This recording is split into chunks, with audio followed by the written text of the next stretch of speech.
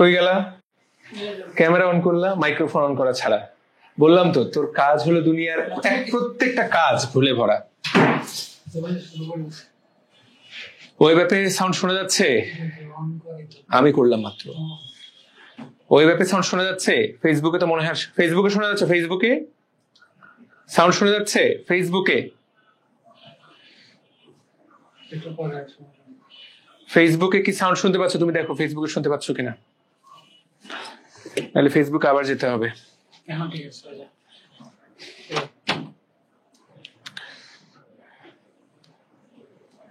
Clear? ওকে, ঠিক আছে।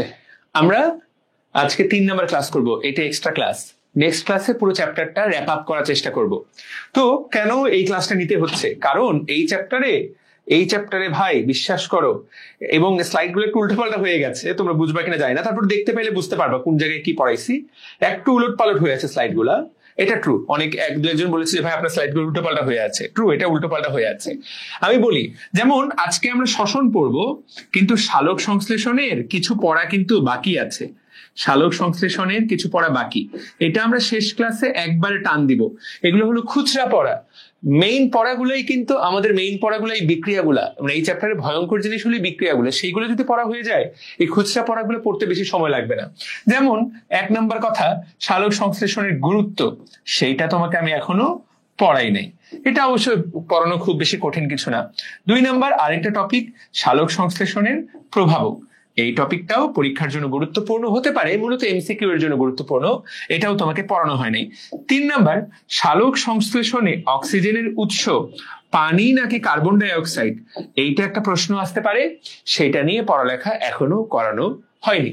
তো সালোক সংশ্লেষণের যে আমরা মূল 4টা জিনিস, চক্রীয়, অচক্রীয় ফটোফসফোরাইলেশন এবং কেলভিন এবং হ্যাচ ও স্ল্যাক চক্র, এই 4টা জিনিস পড়ে ফেলেছি। ওই 4টাই মেইন। এই ছোট জিনিসগুলা, এইগুলা মেইন জিনিস না। এইগুলা থেকে মূলত এমসিকিউ আসবে, হঠাৎ সিকিউ আসতে পারে। তো আমরা এটা লাস্ট ক্লাসে পড়বো। একইভাবে শ্বসনেও কিছু এরকম খুচরা ছোট জিনিস থাকবে। ওই জিনিসগুলো এরকম টুকরা জিনিসগুলা, এই খুচরা জিনিসগুলা আমরা একদম লাস্ট ক্লাসে পড়বো। আজকে আমরা শ্বসনের মূল বিক্রিয়াটা পড়বো, শ্বসনের মূল আলোচনাটা পড়বো 1.5 ঘন্টায়। সবাই মন দিবা, কারণ অলরেডি তুমি অনেক কঠিন নাম পড়ে ফেলেছো। আমি বিশ্বাস করি শ্বসনের বাকিটুকু তুমি 1 ঘন্টা 20 মিনিটে তুমি পড়ে ফেলতে পারবা। গুরুত্বটা পরীক্ষায় আসে, হ্যাঁ আমি অবশ্যই পুরাই দিব, ঠিক আছে? ওকে, তাহলে চলো বিসমিল্লাহ বলে শুরু করি। 2-1জন বলেছে ভাইয়া আজকে কোনো সিনেমা নাই, সব ক্লাসে সিনেমা দেখাইলে আমাকে তো ব্যান করে দিবে, সিনেমা দেখানো খুব রিস্কি, তাই না? সাকিব আর পরিমণির একটা ছেলে ডিএমসি ড্রিমার্স গ্রুপে পরিমণির ছবি সহ আমার ছবি পোস্ট করেছে, আমাদের মডারেটররা কেউ একজন একসেপ্ট করছে, ওইটার রিচ দেখলাম 1 মিলিয়ন। ফেসবুক এগুলোকে ভাইরাল করে, পরে যদি কারো ধর্মীয় অনুভূতিতে আঘাত লেগে যায় তখন তো তোমরাই আমার সাথে গ্যাঞ্জাম করবা, হুজুর আপনি এগুলো কি করছেন। তো বেশি সিনেমা দেখানোর সুযোগ নাই, কিন্তু আমি চেষ্টা করব আজকে ক্রেবস চক্র এবং গ্লাইকোলাইসিসের বিক্রিয়াগুলো তোমার ব্রেনের মধ্যে ঢুকাই দিতে। সবগুলো চাইলেই গল্প বানানো যায়, কিন্তু সবকিছু যখন তুমি সিনেমা দিয়ে মনে রাখবা, তুমি যখন 10টা সিনেমা দেখবা, তখন কিন্তু সিনেমা মনে রাখার জন্য আরেকটা সিনেমা লাগবে। সবকিছুতে সূত্র বা সিনেমা গল্প দরকার নাই। আমি চেষ্টা করবো যে যতটা সহজ হয় ততটা সহজ করে তোমাকে মনে রাখানোর জন্য। তাহলে চলো বিসমিল্লাহ বলে আমরা শুরু করি। আজকে আমরা পড়বো শ্বসন। একদমই মূল কথা বলতে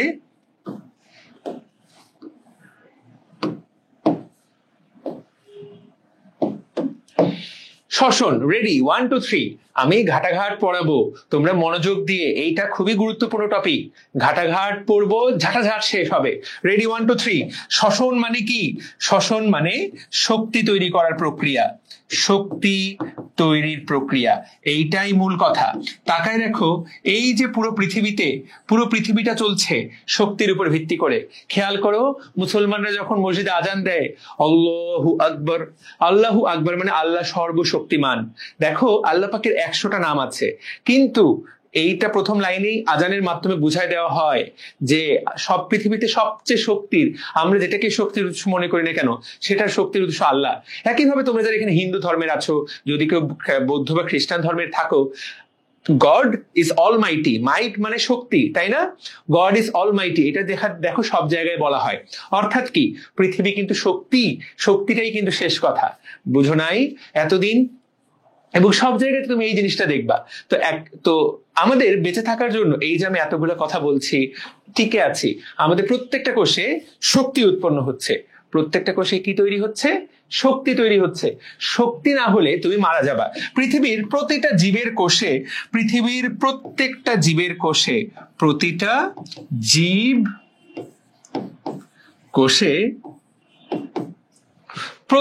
জীব কোষে শক্তি তৈরি হয়।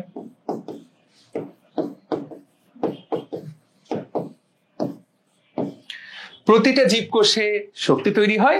কোন কোষে শক্তি তৈরি হয় না? দেখো, প্রতিটা জীবন্ত কোষে শক্তি তৈরি হয়, মৃত কোষে শক্তি তৈরি হয় না। যেই মানুষটা মারা গেছে তার কোষগুলো ঠিক আছে, কিন্তু সে মরা কেন? কারণ তার কোষে শ্বসন হচ্ছে না।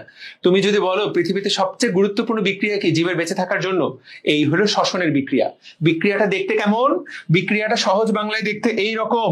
আমি জানি না তোমরা জানো কিনা, বিক্রিয়াটা দেখতে এই রকম। দেখো শ্বসনের বিক্রিয়া দেখতে কেমন? খাদ্য প্লাস অক্সিজেন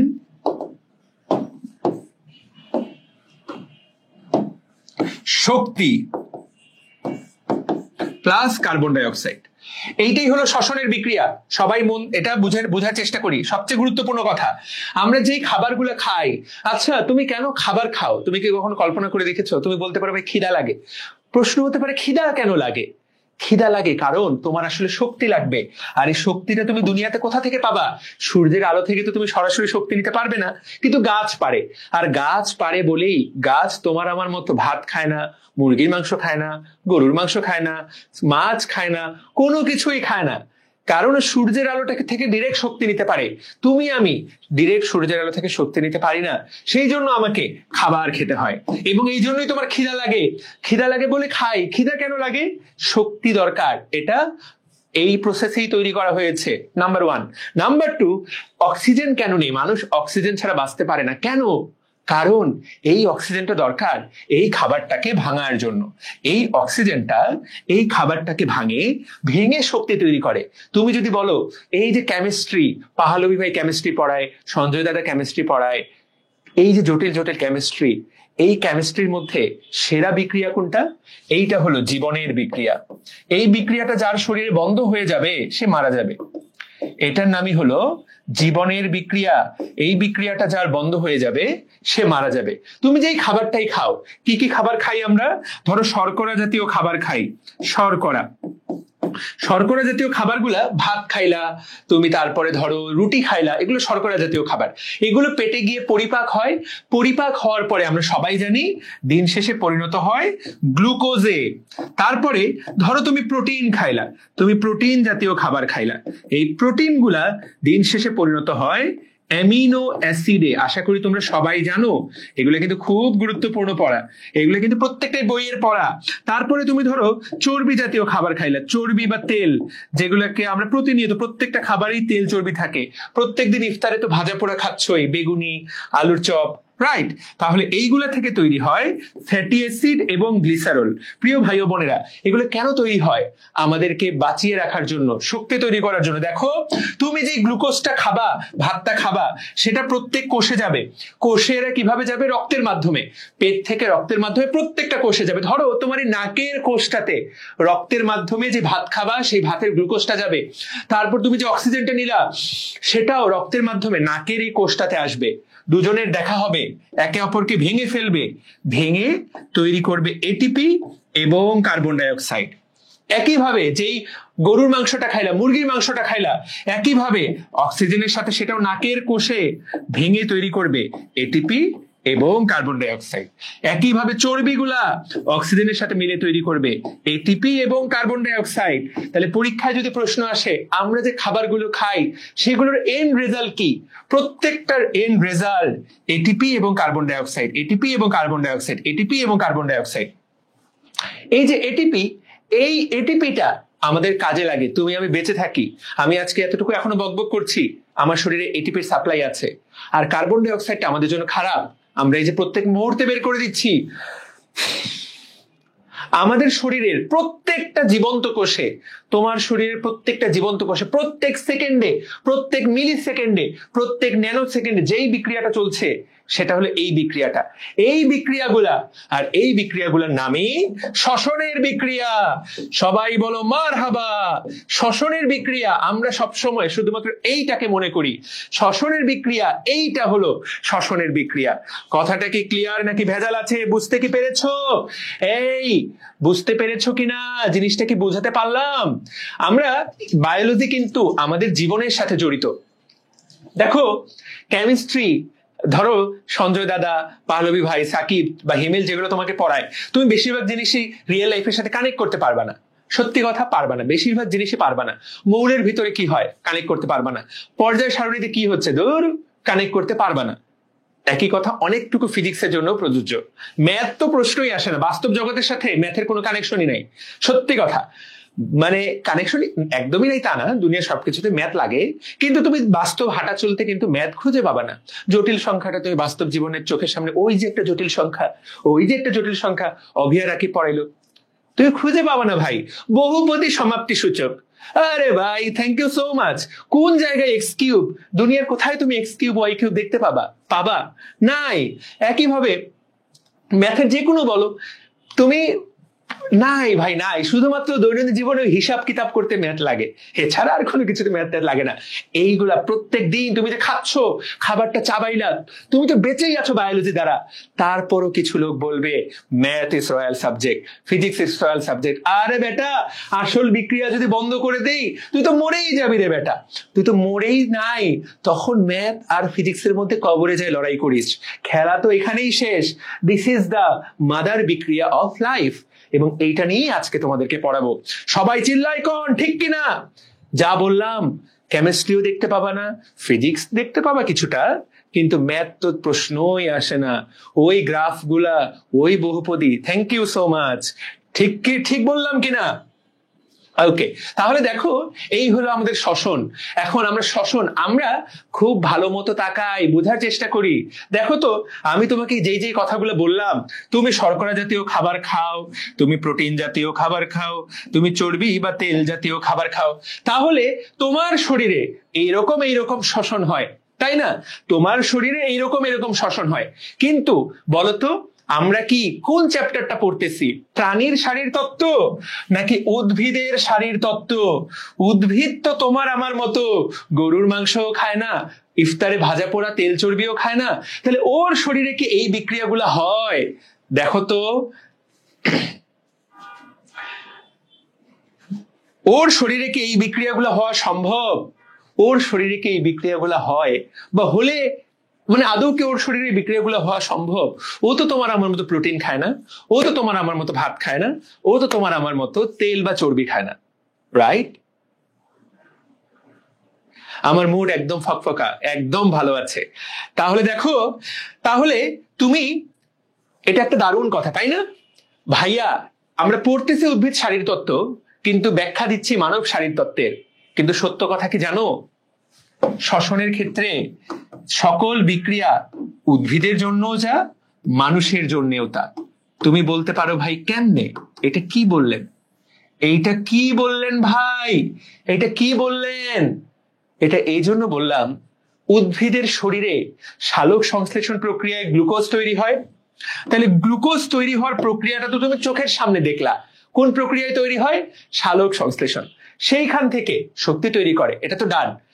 উদ্ভিদ অতিরিক্ত গ্লুকোজ সবকিছু থেকে উদ্ভিদ কিছু পরিমাণে প্রোটিনও তৈরি করতে পারে, উদ্ভিদ কিছু পরিমাণে তেলও তৈরি করতে পারে। উদ্ভিদের তেল হয় না, কোথা থেকে আসে এগুলা? আমরা যে সয়াবিন তেল খাই ভাই, সরিষার তেল খাও, তেলটা তো আসতেছেই উদ্ভিদ থেকে। তার মানে উদ্ভিদ কিন্তু নিজের শরীরে প্রোটিন তৈরি করতে পারে, লিপিড তৈরি করতে পারে। সেই প্রোটিন লিপিড সে চাইলে নিজের কাজে লাগাতে পারে। উদ্ভিদের শরীরেও এই বিক্রিয়াগুলা ঘটে এবং ঘটা সম্ভব, এবং সব জায়গা থেকেই উদ্ভিদও কিন্তু বেঁচে থাকে, এরকম শক্তি তৈরি করে। উদ্ভিদের প্রত্যেকটা কোষ এরকম শক্তি তৈরি করতে পারে। সেই উদ্ভিদ কোষ শক্তি তৈরি করতে পারে না যে উদ্ভিদ কোষটা মারা গেছে, যে অলরেডি পৃথিবীতে ডেড, যে অলরেডি দুনিয়াতে আর নাই। তাহলে শ্বসন নিয়ে অনেক আলোচনা করে ফেলছি। আশা করি সবার জীবনে আমি উদ্ভিদের শ্বসনের মূল বিষয়টা বুঝাতে পারলাম।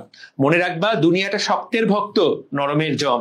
যতক্ষণ দুনিয়াতে তুমি বেঁচে থাকবা ততক্ষণ তোমার কোষগুলো ততক্ষণ পর্যন্ত বেঁচে থাকবে যতক্ষণ পর্যন্ত তোমার এখানে এটিপি তৈরি হবে। কি তৈরি হবে? এটিপি। তাহলে আমাদের এই শ্বসন প্রক্রিয়ার মূল উদ্দেশ্য কি? গতকালকে তোমাকে আমি বলেছি শ্বসন প্রক্রিয়ার, তাহলে তোমাকে যদি বলে যে শ্বসন প্রক্রিয়ায় দিন শেষে আমি কি তৈরি করব, একটাই লাইন ভাইয়া, কি তৈরি করব? শ্বসন প্রক্রিয়ায় এটিপি তৈরি করব। তাহলে খুব সহজ বিক্রিয়াটা যদি এইরকম হতো, খাদ্য প্লাস অক্সিজেন সমান শক্তি প্লাস কার্বন ডাই অক্সাইড, দুনিয়াটা একদম সহজ হয়ে যাইতো। কিন্তু তোমাকে আমি আবার বলছি, আবুল হাসান স্যারের পেটে প্যাচ আর প্যাচ, একটা সহজ, দেখতে মনে হয় কি সুন্দর, কিন্তু পেটে তো জিলাপির প্যাচ। প্রিয় ভাই ও বোনেরা, এই একটা লাইনের বিক্রিয়া গ্লুকোজ প্লাস অক্সিজেন সমান ATP plus carbon die oxide, বিশ্বাস করো এই একটা লাইনের পিছনে 20টা পেজ আছে। ভয় পেয়ে যেতে পারো। তাকায় দেখো, এই হলো সেই বিক্রিয়া, গ্লুকোজ আর অক্সিজেন, এই হলো সেই বিক্রিয়া।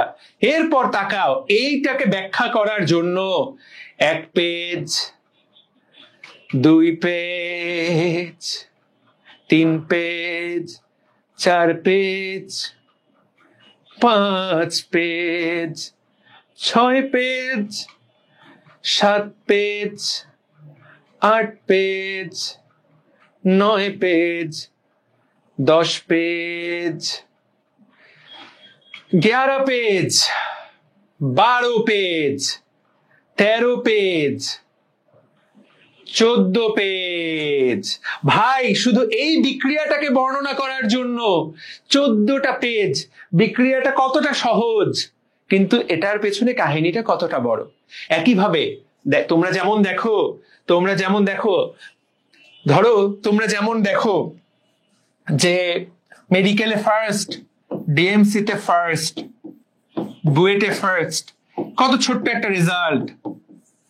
এর পিছনে এরকম কত পরিশ্রমের ফলে এই রেজাল্টটা অর্জন করা যায়। একইভাবে এই কথাটা বলা যায়, এই যে শ্বসন বিক্রিয়ায় গ্লুকোজ থেকে আমরা কি করব, ধরো এই বিক্রিয়াটাই, গ্লুকোজ থেকে আমরা এটিপি বানাবো। বিক্রিয়াটাকে দেখে মনে হবে যে আরে এটা তো সহজ বিক্রিয়া, এটিপি আর কার্বন ডাই অক্সাইড তৈরি হবে, এর চেয়ে আর সহজ কি, এর সাথে অক্সিজেন যুক্ত হবে। কিন্তু এই বিক্রিয়াটা এতটা সহজ না। কয়টা পেজ লাগলো? 14টা পেজ লাগলো। 14টা পেজ। এই 14টা পেজে কি কি বলা আছে? এই বিক্রিয়াটা এইভাবে এক ধাপে ঘটে না। এই বিক্রিয়াটাতে মাঝে 4টা ধাপ থাকে। কয়টা ধাপ? কয় ধাপে ঘটে? সবাই ধাপ 4টার নাম পড়তে হবে সবার আগে। 4 ধাপে ঘটে। 4 ধাপ। ধাপ 4টার আগে নাম পড়ো। আচ্ছা, ধাপ 4টার আগে নাম পড়ো। কয়টা ধাপ? কয়টা ধাপের কথা বললাম?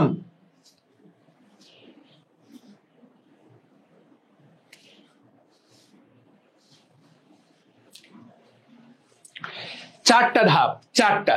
কি কি ধাপ? প্রথমে আমরা গ্লুকোজটাকে ভাঙবো। রেডি? 1 2 3 নামগুলো খালি পড়াই দেই। গ্লাইকোলাইসিস, গ্লুকোজটাকে ভাঙা। গ্লাইকো মানে গ্লুকোজ, লাইসিস মানে ভাঙা। তাহলে প্রথম ধাপের নাম গ্লাইকোলাইসিস। তৃতীয় ধাপের নাম, সহজগুলো আগে লিখি, ক্রেবস চক্র, যাতে ভয় না পাও। চতুর্থ ধাপের নাম অক্সিডেটিভ, একটু ভয় পেতেই পারো, অক্সিডেটিভ ফসফোরাইলেশন। দ্বিতীয় ধাপের নাম পাইরুভিক, গতকালকে পড়াইছিলাম পিএ, ওই পাইরুভিক অ্যাসিড আবার পাইরুভিক অ্যাসিডের জারণ। ভাই 4টা ধাপ। এই বিক্রিয়াটাকে 14টা পেজ জুড়ে 4টা ধাপের কথা বলা। খুব সহজ, গ্লুকোজ ভেঙে এটিপি বানাবা, কিন্তু এটা কিভাবে বানাবো? 4টা ধাপে। প্রথম ধাপের নাম গ্লাইকোলাইসিস, দ্বিতীয় ধাপের নাম পাইরুভিক অ্যাসিডের জারণ, তৃতীয় ধাপের নাম ক্রেবস চক্র, চতুর্থ ধাপের নাম অক্সিডেটিভ ফসফোরাইলেশন। ভাই, নাম শুনেই তো আত্মাটা কেঁপে উঠলো। আত্মা কাঁপার কিছু নাই। নাম 4টা 2বার করে পড়ো, আগে নামগুলো একটু ব্রেনের মধ্যে সেট করো। গ্লাইকোলাইসিস, পাইরুভিক অ্যাসিডের জারণ, ক্রেবস চক্র এবং অক্সিডেটিভ ফসফোরাইলেশন। নাম চারটা আমরা আগে একটু ব্রেনের মধ্যে সেট করি। একদম ভয়ের কিছু নাই, পানির মতো সহজ। আবারও বলছি, একদম ভয়ের কিছু নাই, পানির মতো সহজ। কারণ তুমি শুরু এবং শেষটা তো জানো। শুরু হলো গ্লুকোজ দিয়ে, শেষ হলো এটিপি দিয়ে। কথা ক্লিয়ার? গ্লুকোজের সাথে অক্সিজেন যুক্ত হবে, এটিপির সাথে কার্বন ডাই অক্সাইড উৎপন্ন হবে। তুমি তো শুরু আর শেষ জানো, মাঝের কিছু জিনিসপত্র শুধু পড়তে হবে। হুজুর তো তোমার সাথে আছে, ভয় বা চিন্তার কোনো কারণ নাই। ওকে, তাহলে প্রিয় ভাই ও বোনেরা, খুব মন দিয়ে ভালো মতো একটা জিনিস বোঝার চেষ্টা করি। তাহলে দেখো, গ্লুকোজ থেকে আমরা দিন শেষে এটিপি পাই। গ্লুকোজটাকে ভাঙার জন্য কাকে লাগে? অক্সিজেন লাগে। শ্বসনের যেই প্রক্রিয়ায় এইরকম গ্লুকোজটাকে ভাঙতে অক্সিজেন লাগে, সেই প্রক্রিয়াটাকে বলে সবাত শ্বসন। সেই প্রক্রিয়াটাকে বলে সবাত শ্বসন। সবাত মানে কি? স মানে সহ, বাত মানে বাতাস। বাতাস, অক্সিজেন। স মানে সহ, বাত মানে বাতাস। তাহলে তাকায় দেখো, সবাত শ্বসন, অক্সিজেন সহজেই শ্বসন। এই শ্বসনে গ্লুকোজ থেকে শক্তি পেতে চারটা ধাপ অতিক্রম করতে হয়। কিন্তু আরো একটা শ্বসন আছে, যেইটাতে তুমি গ্লুকোজ থেকে ডিরেক্ট এটিপি পাবা এবং কার্বন ডাই অক্সাইড পাবা, কিন্তু কোনো অক্সিজেন লাগবে না। এটা ডিরেক্ট, এইটা একদম ডিরেক্ট। এটাকে আমরা বলি অবাত শ্বসন। দেখো, তার মানে গ্লুকোজকে ভাঙতে অক্সিজেন লাগে, আবার কিছু কিছু ক্ষেত্রে লাগেও না। কিছু কিছু প্রাণীতে বা মানুষের শরীরে অনেক সময় অক্সিজেন ছাড়াই তুমি কাজ করতে পারবা। কথাটা কি ক্লিয়ার? তাহলে তাকায় দেখো তো, এই যে এইখানে কয় ধাপে ঘটনাটা ঘটে? 2 ধাপে। একটা ধাপের নাম গ্লাইকোলাইসিস,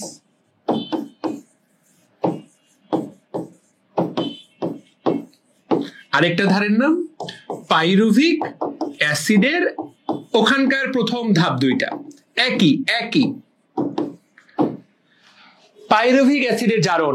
আবার খেয়াল করো, যখন অক্সিজেন লাগে তখন ধাপ কয়টা? তখন ধাপ হলো 4টা। যখন অক্সিজেন লাগে না তখন ধাপ কয়টা?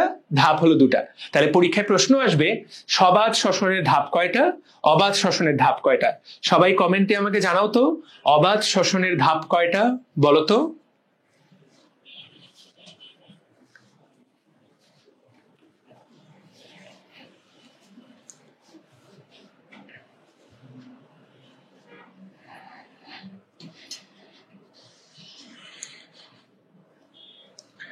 অবাত শ্বসনের ধাপ 2টা। ফ্যান্টাস্টিক। দুটাতেই দিন শেষে আমরা একই জিনিস পাবো, কিন্তু একটু পার্থক্য আছে। ধরো, অবাত শ্বসনে একটা গ্লুকোজ ভেঙে, এক অণু গ্লুকোজ ভেঙে মাত্র 2 অণু এটিপি পাওয়া যায়, মাত্র 2 অণু। কিন্তু সেইটাই যখন তুমি অক্সিজেনের সাহায্যে ভাঙবা, তাকায় দেখো, তখন এই জায়গায় 36 অণু এটিপি পাওয়া যাবে। এইটাই পার্থক্য। এখানে এক অণু গ্লুকোজ ভেঙে 36 অণু এটিপি পাওয়া যায়, এইখানে এক অণু গ্লুকোজ ভেঙে 2 অণু এটিপি পাওয়া যাবে। তাহলে অক্সিজেনের সাহায্যে কাজটা করা আমাদের জন্য ভালো, এবং ওইভাবেই করা উচিত। আমাদের শরীরে মূলত অক্সিজেনের সহায়তাই আমরা শক্তি উৎপন্ন করি। কোনো কারণে যদি অক্সিজেনের কমতি পড়ে যায়, ঘাটতি পড়ে যায়, তখন আমরা এই 2 অণু এটিপি তৈরি করি পরবর্তীতে। বোঝাতে পারলাম?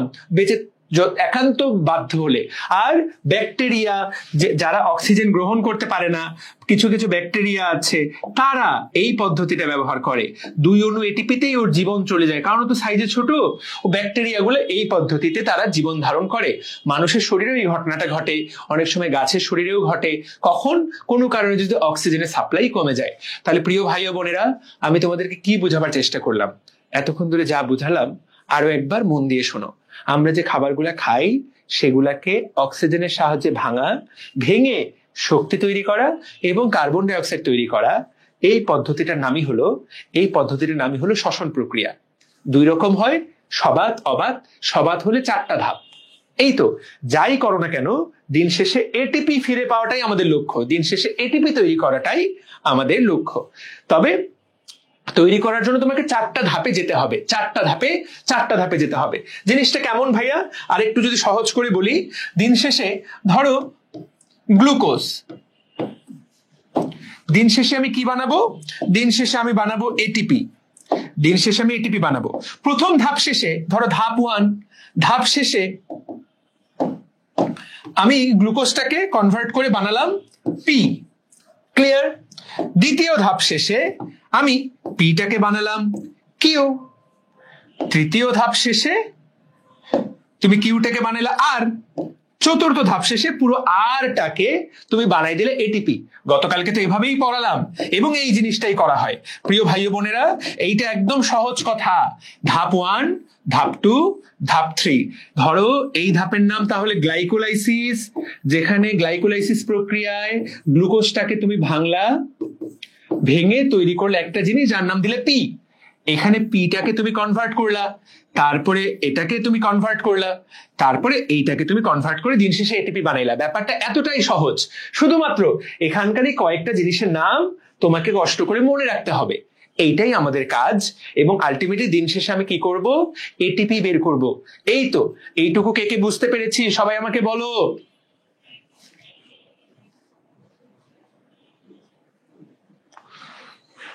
অদিতি দেওয়া হয়নি, দিয়ে দিব।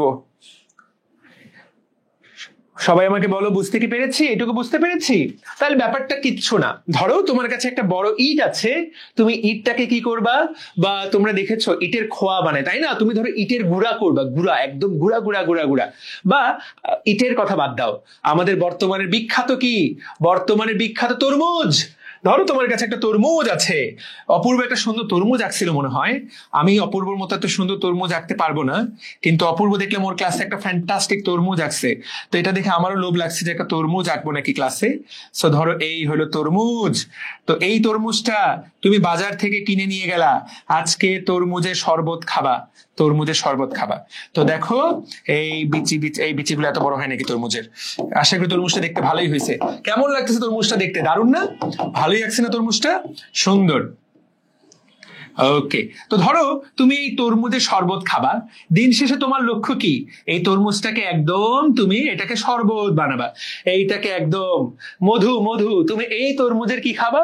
তুমি এই তরমুজের শরবত খাবা। আমি আমার নিজের আর্টে নিজেই মুগ্ধ, কি সুন্দর একটা তরমুজ হয়েছে, আম করে খেয়ে ফেলা যাবে। তুমি ধরো এইটাকে কি করবা? তুমি এইটাকে তুমি শরবত বানাবা। তো খেয়াল করো তো, শরবত বানানোর জন্য কতগুলো স্টেপ। প্রথমে এই যে বড় তরমুজটা ছিল সেটাকে তোমাকে কাটতে হলো, কেটে এরকম স্লাইস করতে হলো। এরপর কি করতে হবে? এই তরমুজের এই চামড়াটুকু কেটে ফেলতে হবে, শুধু এইগুলো নিতে হবে। তারপরে ধাপে কি করতে হবে? ফালা ফালা ফালা ফালা করতে হবে। তারপর কি করতে হবে? ব্লেন্ডার মেশিনে দিতে হবে। তারপর ব্লেন্ডার মেশিনটাকে সুইচ অন করে সুইচ করতে হবে। তাহলে দেখো প্রত্যেকটা জিনিসই তো একটা ধাপে ধাপে কাজগুলো হয়। আমিও তোমাদেরকে এই জিনিসটাই এতক্ষণ ধরে বোঝালাম যে আমাদেরও গ্লুকোজটাকে ডিরেক্টলি আমরা এটিপি বানাইতে পারি না, ধাপে ধাপে কাজগুলো করতে হয়। তাহলে চলেন বিসমিল্লাহ বলে আমরা আলোচনা শুরু করি। প্রথম ধাপ, মারহাবা, সবাই বলেন প্রথম ধাপের নাম গ্লাইকোলাইসিস। রেডি? 1 2 3। প্রথম ধাপের নাম গ্লাইকোলাইসিস। ওকে, তাহলে আমরা এখন গ্লাইকোলাইসিস পড়বো। ভাইয়া গ্লাইকো মানে কি? যেখানে গ্লাইকো কথাটা পাবা, গ্লাইকো শব্দের অর্থ গ্লুকোজ। গ্লাইকো মানে কি? গ্লাইকো মানে গ্লুকোজ। লাইসিস মানে কি? লাইসিস মানে ভাঙা। তাহলে গ্লাইকোলাইসিস এমন একটা প্রক্রিয়া যেই প্রক্রিয়ায় আমরা গ্লুকোজকে ভাঙবো, এবং তোমাকে আগেই বলে রাখি এই প্রক্রিয়ায় গ্লুকোজকে ভেঙে আমরা 2 অণু পাইরুভিক অ্যাসিড তৈরি করব। এইটা ব্রেনের মধ্যে সেট করে ফেলতে হবে, একদম ব্রেনের মধ্যে সেট করে ফেলতে হবে। গ্লাইকোলাইসিস প্রক্রিয়া, পরীক্ষায় প্রশ্ন আসবে, গ্লাইকোলাইসিস প্রক্রিয়ায় 1 অণু গ্লুকোজ থেকে কি তৈরি হয়? 2 অণু পাইরুভিক অ্যাসিড। ভালো মতো তাকাই আরো একবার। গ্লুকোজ 6 কার্বন বিশিষ্ট, পাইরুভিক অ্যাসিড 3 কার্বন বিশিষ্ট। সেই জন্য একটা গ্লুকোজ ভেঙে 2 অণু পাইরুভিক অ্যাসিড তৈরি হয়। সবার যাতে মনে থাকে 1 গ্লুকোজ থেকে 2 অণু। যখন এটা আমরা তৈরি করব, তৈরি করার সময় এইখানে উপজাত হিসেবে 2 অণু এটিপি তৈরি হবে, উপজাত হিসেবে 2 অণু NADH2 তৈরি হবে। খেয়াল করো, এইটা কিন্তু আমাদের চাওয়া। যখন আমরা তৈরি করব, খেয়াল করো তো, যখন আমরা একটু শরবত বানাতে যাই, তখন ধরো এই শরবতের বিচিগুলো আলাদা হয়ে যায় না, বা বিচিগুলোকে অনেক সময় আলাদা করে নেই, তো এদেরকে বিচি হিসেবে চিন্তা করে নাও। তাহলে গ্লাইকোলাইসিস প্রক্রিয়ায় দিন শেষে আসলে আমরা কি কি পাবো? দিন শেষে আমরা পাবো 2 অণু পাইরুভিক অ্যাসিড, 2 অণু এটিপি, 2 অণু NADH2। প্রচন্ড ইম্পর্টেন্ট, সবার আগে এই সূত্রটা মনে রাখতে হবে। গ্লাইকোলাইসিস মানেই রুল অফ 2। এখানে যা পাবো 2 অণু করে পাবো, 2 অণু পাইরুভিক অ্যাসিড, 2 অণু এটিপি, 2 অণু NADH2। ব্রেনের মধ্যে সেট করে ফেলো, প্রচন্ড প্রচন্ড ইম্পর্টেন্ট। এই কথাটা বোঝাটা খুবই খুবই গুরুত্বপূর্ণ। কথাটা কি বুঝাতে পারলাম? রুল অফ 2, যাতে কোনোভাবেই নাম ভুলে যাও। যখনই শুনবে গ্লাইকোলাইসিস, ধরে নিবা দিন শেষে আমরা 3টা জিনিস পাবো, 2 অণু এটিপি, 2 অণু NADH2, 2 অণু পাইরুভিক অ্যাসিড। ডান? বুঝতে পেরেছি, পারা যাবে। ওকে নূর হাসনাত, মনে থাকবে? মনে থাকবে? ওকে ঠিক আছে, নাই মনে থাকবে আশা করি। ক্লিয়ার? ক্লিয়ার। তাহলে এইটা কিন্তু এমসিকিউ আসবে, নিচের কোনটা গ্লাইকোলাইসিসের শেষে পাওয়া যায় না, সবার শেষে আমরা এই জিনিসটা পাবো। এখন ভাইয়া এই জিনিসটা পেতে আমাদেরকে 9 ধাপের বিক্রিয়া পার করতে হবে, 9 ধাপের বিক্রিয়া। এবং পরীক্ষাতে কিন্তু এটা আসে, পরীক্ষাতে কিন্তু গ্লাইকোলাইসিসের যে প্রক্রিয়া, এই গ্লাইকোলাইসিসের প্রক্রিয়া এইটা কিন্তু পরীক্ষাতে আসে। এবং তোমরা অনেকেই অলরেডি জীবনে গ্লাইকোলাইসিসের প্রক্রিয়া পড়েছো। তোমাদের মধ্যে কারা কারা, এটা তো এফআরবি, এটা তো আসলে রিভিশন, অর্থাৎ তোমাদেরকে আমার রিভিশন করায় দেওয়ার কথা, কিন্তু তারপরও আমি জানি যে তোমাদের মধ্যে অনেকেই তোমরা পড়ো নাই, বা পড়ো না, পারো না, বা পড়লেও পারো না, সেটা আমি জানি। কিন্তু তোমাদের মধ্যে কারা কারা গ্লাইকোলাইসিসের বিক্রিয়াটা চেনো এবং জীবনে একবার হলেও পড়েছো? তোমাদের মধ্যে কারা কারা আছে? আমি বের করে দেখাচ্ছি, সবাই পেজটা বের করো, আমি বের করে দেখাচ্ছি।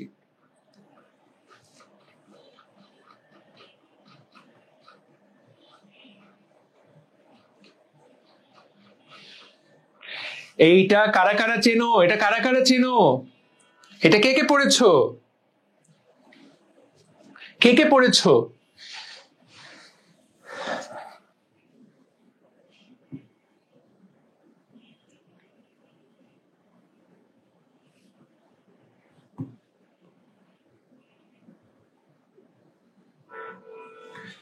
সুন্দর, অনেকেই পড়েছে, আবার অনেকেই চিনে না, তাই না?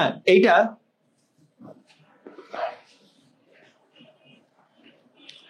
ওকে, তাহলে তোমরা অনেকেই পড়েছো।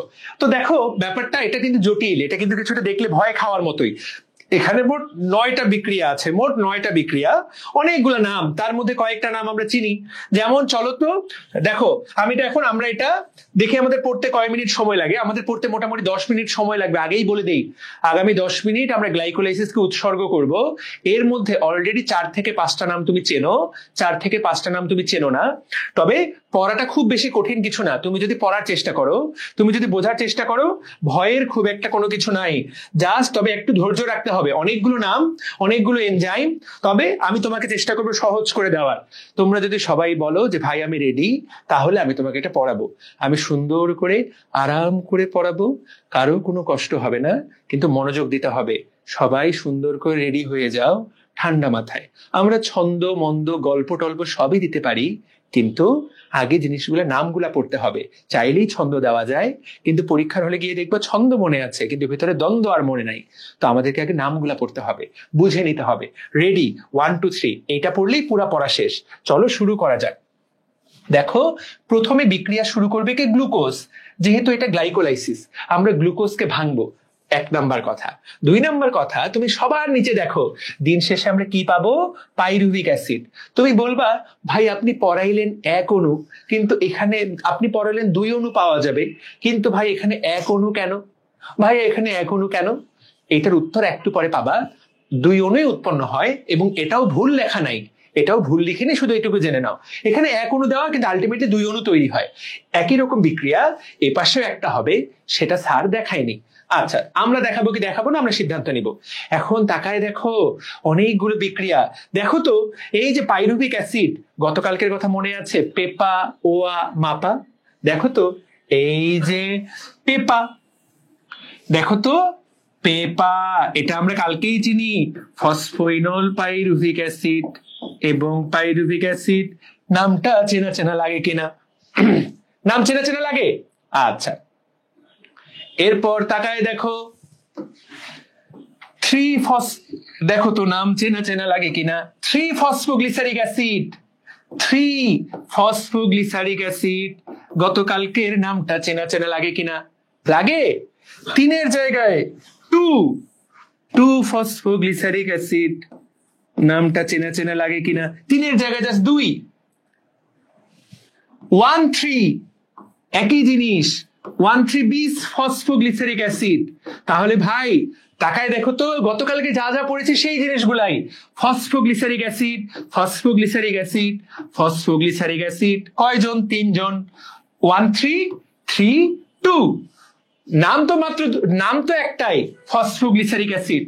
নাম তো একটাই, পাইরুভিক অ্যাসিড। দেখো 5টা না, ধাপ 5টা, কিন্তু নাম তো 2টা। খেয়াল করলা কি?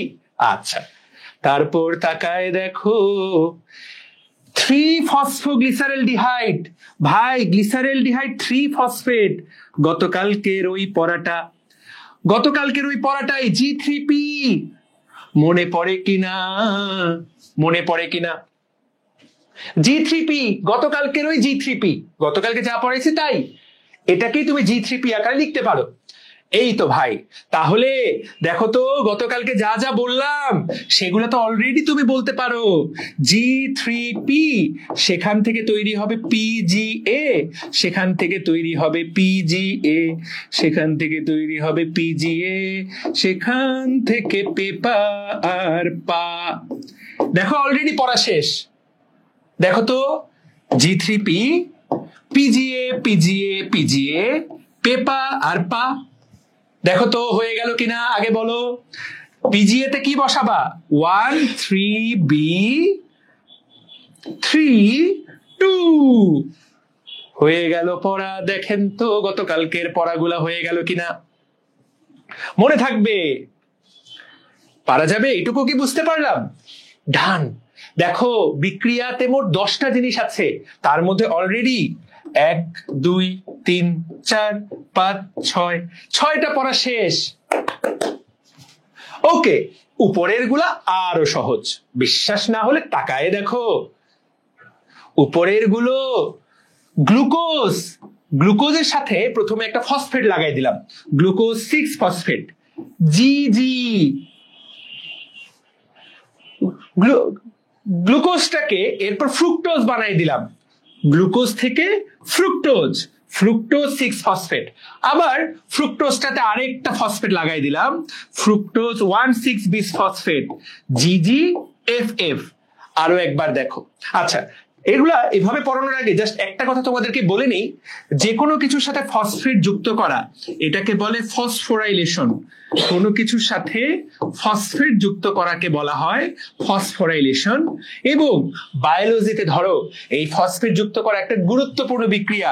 এই যে গ্লুকোজটাকে আমরা চেঞ্জ করি, গ্লুকোজটার সাথে একটা গ্লুকোজ লাগে, দেখো যে নর্মাল গ্লুকোজ ছিল ওর সাথে একটা ফসফেট লাগাই দিলা, ওটার নাম হয়ে গেল গ্লুকোজ 1-ফসফেট। বুঝো নাই? ফ্রুক্টোজ 1-ফসফেট ছিল, ওর সাথে আরো একটা লাগাই দিলা, হয়ে গেল ফ্রুক্টোজ 1,6-বিস-ফসফেট। বিস মানে 2টা ফসফেট। তাহলে আসলে কিছু না, প্রথমেরটাকে আমরা কি করলাম, গ্লুকোজটাকে একটা ফসফেট লাগাই দিলাম GG, তারপরে এটাকে কনভার্ট করে নিলাম FF। বা এইভাবে লেখা যেতে পারে, দেখো তো পুরো সূত্রটা, GGFF। ডান। প্রথমেরটা গ্লুকোজ, তারপরেরটা গ্লুকোজ 1-ফসফেট, তারপরটা ফ্রুক্টোজ 1-ফসফেট, ফ্রুক্টোজ 1,6-বিস-ফসফেট। এরই সাথে সাথে বিক্রিয়াগুলো হয়ে গেল। দেখেন তো এইটুকু পারবো কিনা? মোট কয়টা শব্দ শিখতে হচ্ছে ভাই? শব্দ ঘুরে ফিরে প্রথম শব্দটার নাম গ্লুকোজ, একদম যদি সহজ করে দেই, তারপরের শব্দটার নাম ফ্রুক্টোজ, একদম যদি সহজ করে দেই, তারপরে G3P, তারপরে পেপা, তারপরে পা। মাত্র 5টা শব্দ, প্রথম আর শেষ শব্দ তো তুমি জানোই। গ্লুকোজ থেকে তৈরি হবে পাইরুভিক অ্যাসিড, মাঝে মাত্র 3টা শব্দ। মাত্র 3টা শব্দ শিখলে, একটা নাম ফ্রুক্টোজ, একটা নাম G3P, একটা নাম পেপা। এই তিনটা কথা যে মনে রাখতে পারবে তার এটা পড়া হয়ে গেল। গ্লাইকোলাইসিস মনে রাখার জন্য আমি যে সূত্রটা ব্যবহার করি, অসংখ্য জন অসংখ্য বাংলা ছন্দ দিবে, আমার কাছে ওগুলাকে খুব লেম লাগে। দেখো 5টা মেইন জিনিস।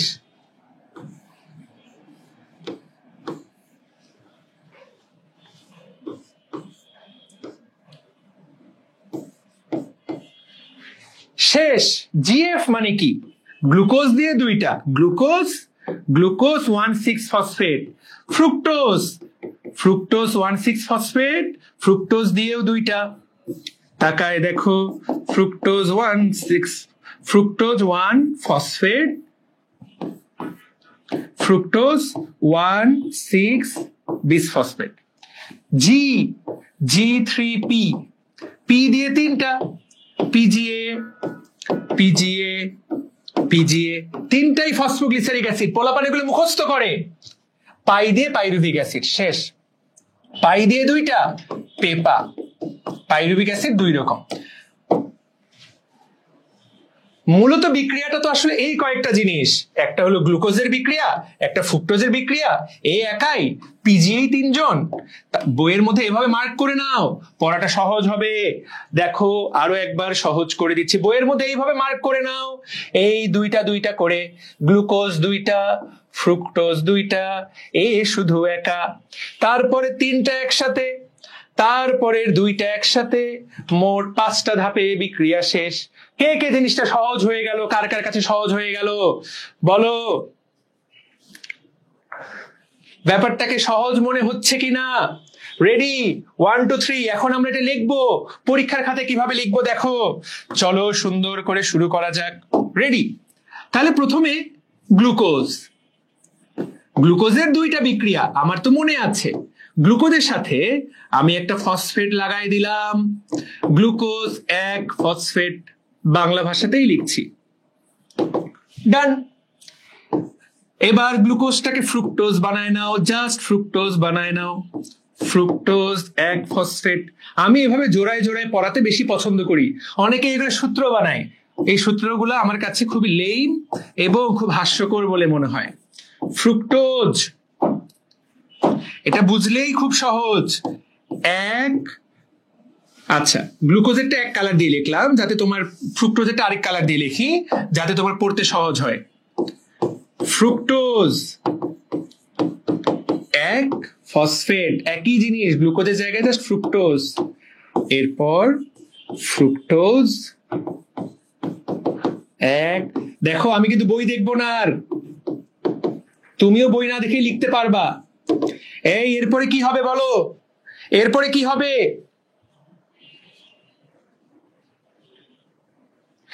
আচ্ছা glucose 6 phosphate, sorry glucose 6 phosphate, হ্যাঁ এটা 6, এটা গ্লুকোজ 6 ফসফেট ধরো, হ্যাঁ গ্লুকোজ 6 ফসফেট। ওকে, গ্লুকোজ 6 ফসফেট, সরি আমি লিখতে ভুল হচ্ছে। হ্যাঁ এখানেও তাই, এগুলোতে বোধহয় আমি 1 লিখতেছি, এগুলোতে 6 হবে, 6 হবে, 6। ওকে, গ্লুকোজ 6 ফসফেট, ভেরি গুড। এরপরে G3P, গ্লিসারেলডিহাইড 3 ফসফেট।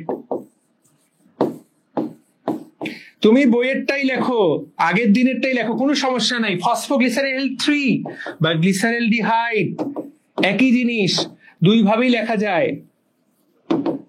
এই তো। এরপরে পরের পেজে চলে যাই।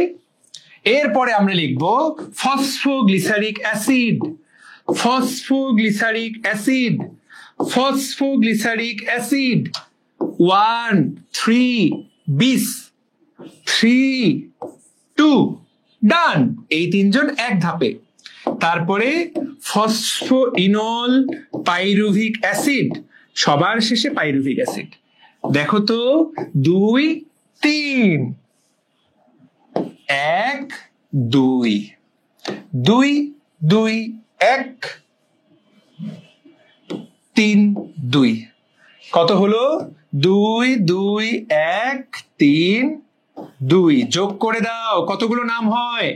মোট 10টা নাম। এই 10টা নাম এই সিরিয়ালে মনে রাখা যাবে, পারবো কিনা? পারবো কিনা? পারা যাবে, একদম নতুন কিছু না। গ্লাইকোলাইসিস পুরাতন জিনিসের নতুন রূপ। অনেকেই এগুলো মুখস্থ করে, অনেকেই এগুলা মুখস্থ করে।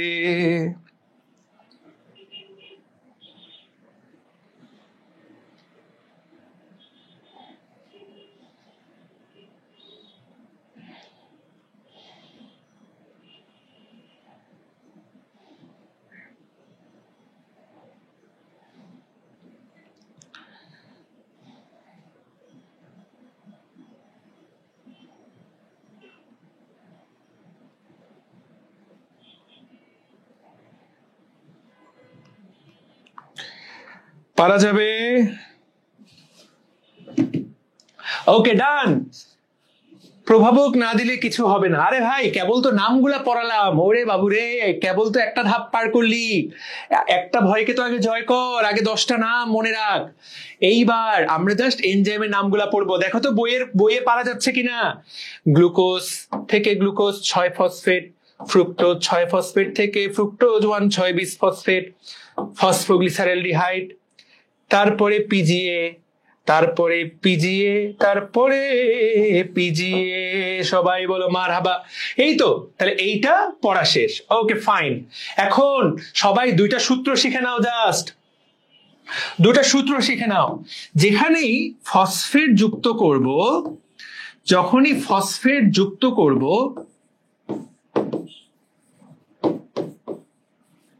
যেই ধাপে ফসফেট যুক্ত হবে সেখানকার এনজাইমের নাম হবে কাইনেজ। এবং সেইখানে একটা, ওই ফসফেটটা কোথা থেকে আসবে? ওই ফসফেটটা আসবে এটিপি ভেঙে।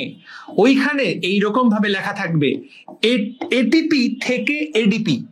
এটা একটা সূত্র, এইখানকার এটা একটা সূত্র, খুব ইম্পর্টেন্ট। এগুলো বোধহয় মুখস্থ করে পোলাপান। এনজাইম গুলো মুখস্থ করে, মুখস্থ বা মনে রাখার উপায় দিয়ে শেখে। মনে রাখার উপায় দিয়ে শেখার কিছু নাই, যার বেসিক ভালো সে এমনি পারবে। যেখানেই তুমি ফসফেট যুক্ত করবা সেখানকার এনজাইমটার নাম হবে কাইনেজ এনজাইম। এবং ওই ফসফেটটা কোথা থেকে আসবে? এটিপি ভেঙে সেখানে ফসফেটটা আসবে। চলো মিলাই, কোন কোন ধাপে তৈরি হয়েছে তাকায় দেখো তো। রেডি, 1 2 3। একদম শুরুতে গ্লুকোজ একা ছিল, ওর সাথে ফসফেট যুক্ত হলো। এনজাইমটার নাম কি? কাইনেজ। কি কাইনেজ? গ্লুকোকাইনেজ। তুমি যদি গ্লুকোকাইনেজ লেখো হবে হেক্সোকাইনেজ হবে। হেক্সোকাইনেজ মানে গ্লুকোজ একটা হেক্সোস মনোস্যাকারাইড, সেজন্য এনজাইমটার নাম হেক্সোকাইনেজ। পাশে দেখো এই এটিপি ফসফেটটা কোথা থেকে আসলো? এটিপি ভেঙে এডিপি তৈরি হলো। এরপরে তাকায় দেখো ফ্রুক্টোজ 6, ওর সাথে আরো একটা লাগালা। এই যে দেখো এনজাইমটার নাম কি? Kinase enzyme. Fructose phosphate. এই ফ্রুক্টোজ ফসফেটের উপরে যে কাইনেজ কাজ করে তার নাম কি? ফসফোফ্রুক্টোকাইনেজ। যারা এগুলো মুখস্থ করে ওদের উপরে লানত, ওরা এগুলো জীবনও বুঝবে না। এটিপি ভেঙে এডিপি। তাহলে প্রিয় ভাই ও বোনেরা, চোখের সামনে কি জিনিসটা দেখতে পেলা? জিনিসটা কি বুঝতে পেরেছো? ঠিক আছে, তাহলে কেমন লাগলো জিনিসটা? বুঝতে পারলা কিনা? ও ভাই বোনেরা, ব্রেনের মধ্যে ঢুকলো কিনা? সবাই বলো মারহাবা। তাহলে যেখানেই একটা ফসফেট যুক্ত করবা সেখানকার এনজাইমের নাম হবে কাইনেজ, এবং সেখানে এটিপি ভেঙে এডিপি তৈরি হবে। সবাই কি বুঝতে পেরেছি? ওকে ডান। এইবার আরো একটা সূত্র, যারা যখন একটা ফসফেট কমাবা, যখন একটা ফসফেট বের করে নিবা,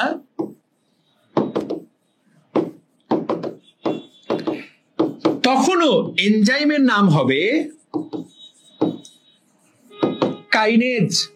তার মানে কাইনেজ এনজাইমটা কার সাথে জড়িত? কাইনেজ এনজাইমটা ফসফেট দেওয়া নেওয়ার সাথে জড়িত।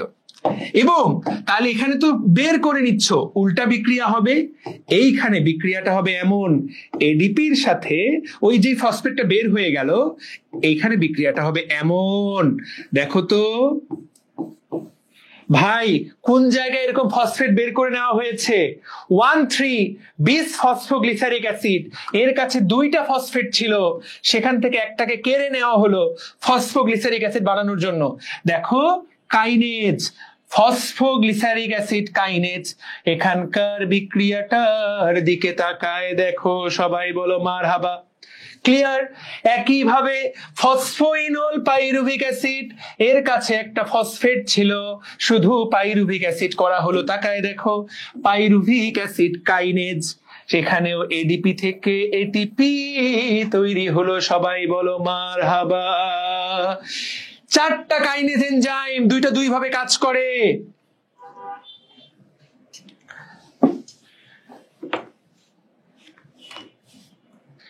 কে কমেন্টে স্প্যাম করতেছে?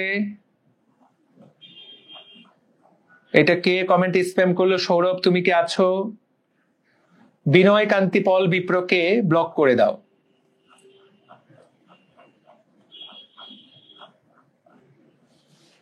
ওকে, ঠিক আছে। তাহলে মোট এখানে তাহলে তাকায় দেখো, 2টা কাইনেজ এনজাইম ফসফেট বের করে নেয়। 2টা কাইনেজ এনজাইম, কোথায় কোথায় কাইনেজ হবে আশা করি সবাই পারবা। এটা কিন্তু পরীক্ষায় যারা ভালো স্টুডেন্ট তারা এখান থেকে এগুলো যারা মুখস্থ করে তারা পরীক্ষায় একটু ঘুরে আসলে উত্তর করতে পারবে না, কিন্তু তুমি তখন পারবা। এই যে একটা ফসফেটকে বের করে নিলাম, এই যে একটা ফসফেটকে বের করে নিলাম, এই ঘটে গেল ঘটনা। ঠিক আছে, বুঝতে পেরেছি? ওকে, সুন্দর। তাহলে ডান। ওকে, ফ্যান্টাস্টিক ফ্যান্টাস্টিক। চলো তাহলে এইটুকু আমরা শিখে গেলাম।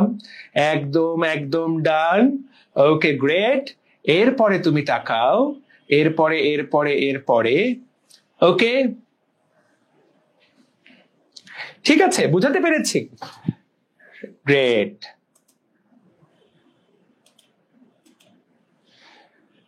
ওকে, পারবো ইনশাল্লাহ। সবাইকে এইটুকু ক্লিয়ার? মাশরুম, তুমি এসেছো নাকি?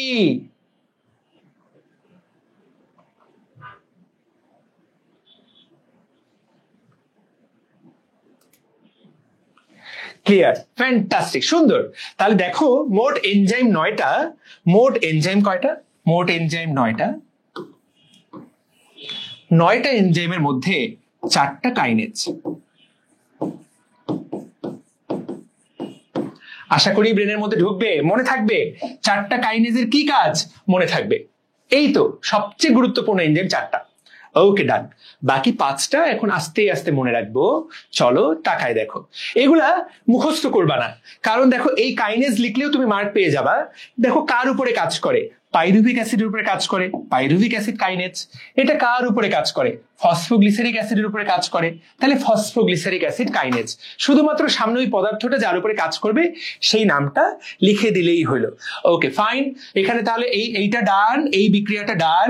এইবার গ্লুকোজ থেকে কি বানালা? ফ্রুক্টোজ বানাইলা। গ্লুকোজ আর ফ্রুক্টোজ আমরা সবাই জানি, আমি জানি না তোমরা জানো কিনা, আমি তো জানি যে গ্লুকোজ আর ফ্রুক্টোজ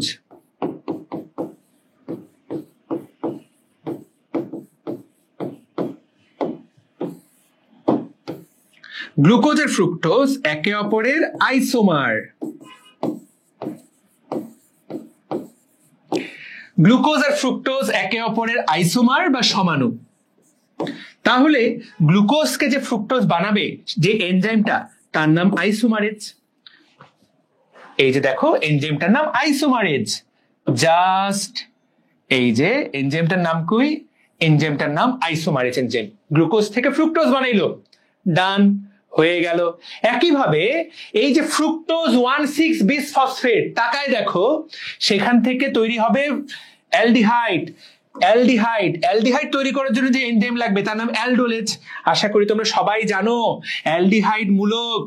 এই যে সিএইচও, অ্যালডিহাইড মূলকের মধ্যে এই কথাটা আছে, তাই না? অ্যালডো। তাহলে অ্যালডিহাইড তৈরি করে কে? কোন এনজাইম? অ্যালডোলেজ। অ্যালডিহাইড যে তৈরি করে, কারণ এটা একটা অ্যালডিহাইড, এই যে অ্যালডোলেজ। আরো 2টা পড়া হয়ে গেল। ওকে, ফাইন। এরপরে প্রিয় ভাই ও বোনেরা, একটু কঠিন, এগুলো সূত্র দিয়ে পারবা না, ভুল হবে, ভুল হবে। খুব ভালো করে তাকাই। সবাই জৈব রসায়ন পড়েছো, জৈব যৌগ পড়েছো, তোমরা আমাকে বলো এই বিক্রিয়ার কি অবস্থা? এই বিক্রিয়ার কি অবস্থা? অ্যালডিহাইড থেকে অ্যাসিড। তোমরা আমাকে বলো এটা জারণ বিক্রিয়া না বিজারণ? এটা জারণ বিক্রিয়া না বিজারণ বিক্রিয়া? এটা জারণ না বিজারণ?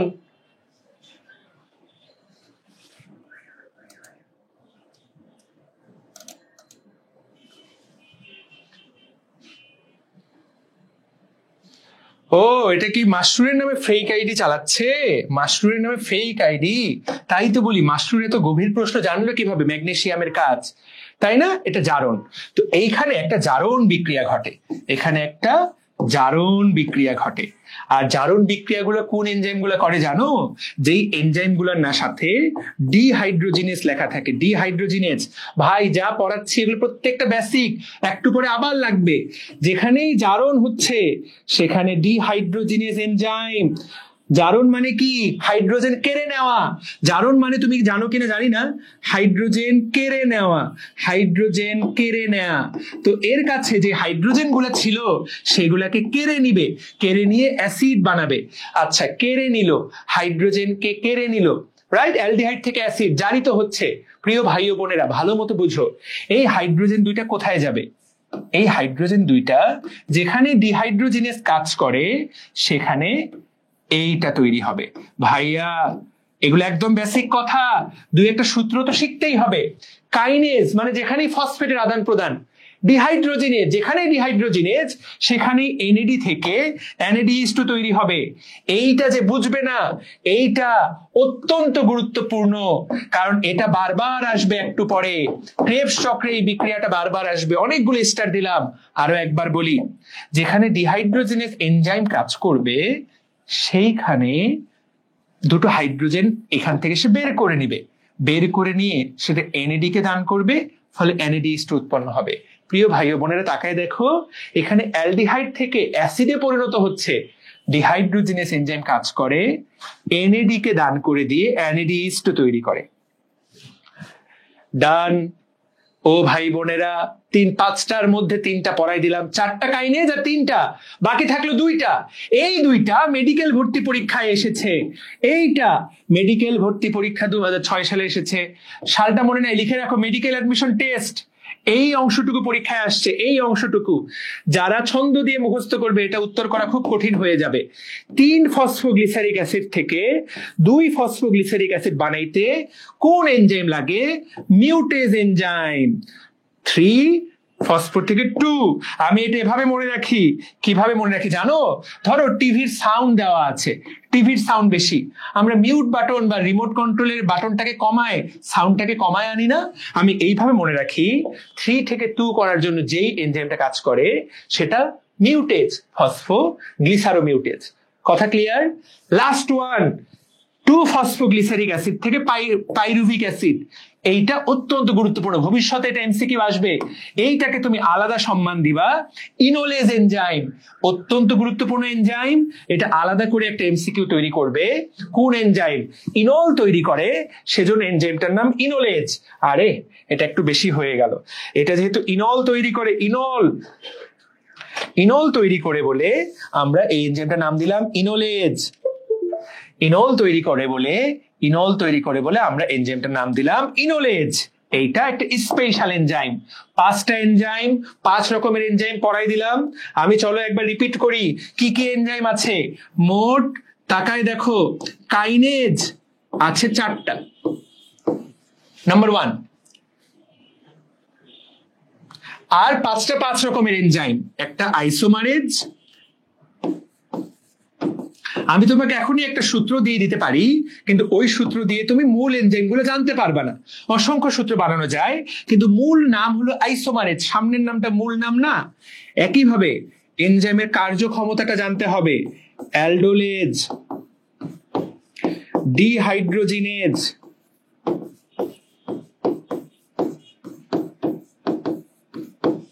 মিউটেজ। যেহেতু এটা পরীক্ষায় যদি কেউ লিখতে চাও বা এটা খুব গুরুত্বপূর্ণ তোমার ভর্তি পরীক্ষার জন্য, ইনোলেজ। তাদের জন্য এই ক্লাসটা ফরজ, এই অংশটুকু জানা বুঝা ম্যান্ডেটরি, খুবই গুরুত্বপূর্ণ। যারা শুধুমাত্র সূত্র দিয়ে 10টা এনজাইমের নাম সিরিয়ালি মনে রাখবা, তার এটা লিখতে 100তে 100 ভুল হবে, আমি গ্যারান্টি দিলাম। কেন ভুল হবে সেটা লিখতে গেলেই টের পাবা, কারণ মূল জিনিস তো কাইনেজ, সামনের নামটা তো গুরুত্বপূর্ণ না। তাহলে দেখো, এই 6 রকমের এনজাইম কাজ করে। যেখানে কাইনেজ, এটার সাথে সম্পর্ক এটিপির, আইসোমারেজ চেঞ্জ করে দেয়। ডিহাইড্রোজিনেজ, যেখানে ডিহাইড্রোজিনেজ এখানে NADH H+ উৎপন্ন হয়। মিউটেজ 3টাকে 2 বানায়, ইনোলেজ এটাকে ইনোল বানায়। These are the enzymes of glycolysis. খুবই ইম্পর্টেন্ট, যারা একটু ভালো পড়ালেখা করতে চাও, this is really important. Really মানে রিয়েলি ইম্পর্টেন্ট, প্রচন্ড প্রচন্ড ইম্পর্টেন্ট। ঠিক আছে, কে কে বুঝতে পেরেছি? অ্যালডোলেজ যেটা অ্যালডিহাইড তৈরি করে, অ্যালডোলেজ মানে গ্লিসারেলডিহাইড যে তৈরি করে, যে অ্যালডিহাইড তৈরি করে, খুব ইম্পর্টেন্ট। আরো একবার রিভিউ করছি, ভালো মতো তাকাই, চলো সুন্দর করে। এখানে একদম দেখছো কি দাগানটাই না দাগালাম? ও ভাই বোনেরা, রেডি 1 2 3। তাহলে আমি এখন একবার বলার চেষ্টা করি, দেখো তো আমার সাথে মিলে কি মিলে না। আমরা যদিও এখন একটা ছোট্ট পড়া বাকি, আচ্ছা মেইন কথাটা বলে দেই, তারপরে আমি 1 মিনিট রিভিউ করছি। উপর থেকে আসো, গ্লুকোজ থেকে গ্লুকোজ 6 ফসফেট, সেটাকে কনভার্ট করলা ফ্রুক্টোজ, ফ্রুক্টোজ 6 ফসফেট, সেটাকে আরেকটা ফসফেট লাগাই দিলা, ফ্রুক্টোজ 1,6 বিস ফসফেট। ওকে, ডান। এরপরে দেখো সেটাকে কনভার্ট করলা, কনভার্ট করে গ্লিসারেলডিহাইড করে ফেললা। কি করলা? গ্লিসারেলডিহাইড। আচ্ছা, কি করলা? গ্লিসারেলডিহাইড করে ফেললা, অ্যালডিহাইডে কনভার্ট করে। তারপরে আমরা পিজিএ পিজিএ পেপাপা, এটুকু ডান। এইখানে তাকাও, ছোট্ট একটা বিষয়, ভালো মতো তাকাই। এই জায়গাটা সবাই ফোকাস করো। কঠিন, একটু কঠিন, অবশ্যই একটু কঠিন, একটু কঠিন, একটু কঠিন, কোনো সন্দেহ নাই। আমাকে যদি বলো যে এটা খুবই সহজ, না, নামগুলো কঠিন এবং ধাপগুলোতে জটিলতা আছে, কোনো সন্দেহ নাই, একটু জটিলতা আছে। কালো কালার দিলে কি ভালো হবে? আচ্ছা, কালো কালার দিচ্ছি। দেখো, ফ্রুক্টোজের 6টা কার্বন, 6 কার্বন, গ্লিসারেলডিহাইডের 3 কার্বন। তার মানে একটা ফ্রুক্টোজ থেকে 2টা গ্লিসারেলডিহাইড 3 ফসফেট তৈরি হয়। ভালো মতো বোঝার চেষ্টা করো, একটা ফ্রুক্টোজ থেকে এটা 2টা তৈরি হবে। যদি 2টা তৈরি হয়, নিচের প্রত্যেকটা বিক্রিয়া আসলে ডাবল ডাবল করে হবে। তো এইটা যেহেতু 2টা তৈরি হয়, সেই জন্য আলটিমেটলি এখানে 2 অণু পাইরুভিক অ্যাসিড তৈরি হবে। এইখানে দেখো, এই জায়গায় লিখছে এক পাশে গ্লিসারেলডিহাইড, এক পাশে ডাইহাইড্রোক্সি অ্যাসিটন ফসফেট। তুমি যদি এটাকে অমিট করে দাও, বা এখান থেকেও একই রকম বিক্রিয়া চলে, এই পাশে যা ঘটে এই পাশেও তাই ঘটে। এখন প্রিয় ভাই ও বোনেরা, আমরা নামগুলা বললাম, দেখি তো নামগুলা বলতে আমার কত সময় লাগে, কতটুকু চ্যালেঞ্জ, কতটুকু সময় লাগে। চলো আমি পুরাটা বলছি। শক্তির হিসাবটা এখনো করিনি। গ্লাইকোলাইসিস চ্যালেঞ্জ, তোমরা অলরেডি C3 C4 চ্যালেঞ্জে অংশ নিয়েছো। দেখো, গ্লাইকোলাইসিস চ্যালেঞ্জ আমি পুরাটা বলতেছি যাতে তোমার আরেকবার রিভাইজ হয়। রেডি 1 2 3, চলো শুরু করা যাক। Glycolysis challenge, ready? দেখো কতটুকু সময় লাগে। 1 2 3। গ্লাইকোলাইসিস এমন একটা প্রক্রিয়া, যেই প্রক্রিয়ায় আমরা গ্লুকোজকে ভেঙে পাইরুভিক অ্যাসিড তৈরি করি। এখানে মোট 9 ধাপের বিক্রিয়া হয়। প্রথম ধাপে গ্লুকোজের সাথে আমরা একটা ফসফেট যুক্ত করি, এইখানে যে এনজাইম তার নাম হেক্সোকাইনেজ। পরবর্তী ধাপে আমরা গ্লুকোজ 6 ফসফেটকে ফ্রুক্টোজ 6 ফসফেটে রূপান্তরিত করি। এখানে যেহেতু গ্লুকোজ থেকে ফ্রুক্টোজ হলো আইসোমার, এখানকার এনজাইমের নাম আইসোমারেজ। ফ্রুক্টোজ 6 ফসফেটের সাথে আমরা আরেকটা ফসফেট যুক্ত করি, এইখানে এনজাইমের নাম কাইনেজ, ফসফোফ্রুক্টোকাইনেজ। ফলে উৎপন্ন হয় ফ্রুক্টোজ 1,6 বিস ফসফেট।